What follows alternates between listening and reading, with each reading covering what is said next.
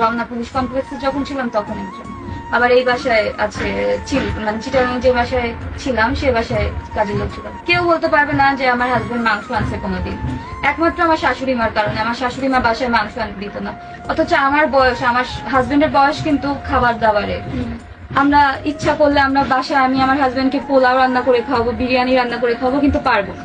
শুধু ভালো পারবোই না, মানে সে টোটালি করতেই দিবে না, আমাকে রান্না করতেই দিবে না। কারণ আমার হাজবেন্ড তাহলে আমার রান্নার স্বাদ পেয়ে যাবে। আমার হাজবেন্ড আমার যতদিন একটু নিরামিষ যদি রান্না করতাম খুব ভালো খেত আমার হাজবেন্ড আমার রান্না। আমাকে কখনো আমার হাজবেন্ডের রান্না করে খাওয়ানো হলো না, একটু পাত পেরে খাওয়াতে পারলাম না।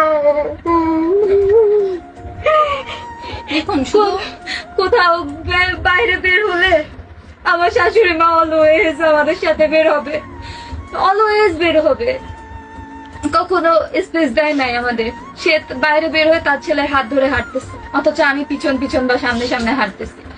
আমার হাজবেন্ড আমার নতুন বিয়ে হয়েছে, আমার হাত ধরার অধিকার নেই। আমি যদি ভুল করেও কখন হাত ধরে বসতাম তখনই সে রেগে থেকে অস্থির। আমার শাশুড়ি মা হাত ছেড়ে, সে তার ছেলের হাত ছেড়ে দূরে চলে যাচ্ছে, নিজের মতো হাঁটতেছে। তার ছেলে বলতেছে মা কি হয়েছে, আমার সাথে আসো। সে আসবে না।